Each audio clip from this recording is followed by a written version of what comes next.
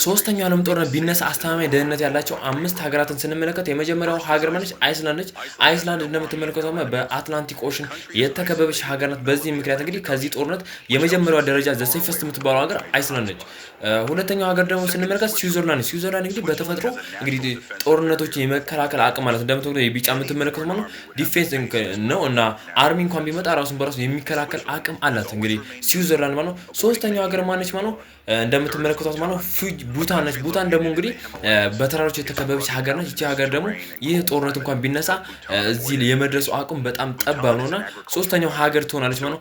አራተኛውን ሀገር ስንመለከት ደግሞ ማለት ፉጂ ነች። ፉጂ እንግዲህ እንደምትመለከቱት ማለት ነው እሷም በፓሲፊክ ኦሽን የተከበበች ሀገር ናት። ከዚህ ጦርነት የጸዳች ነው የምትሆነው እንግዲህ በጣም የራቀች ነች ከሌሎቹ አንፃር።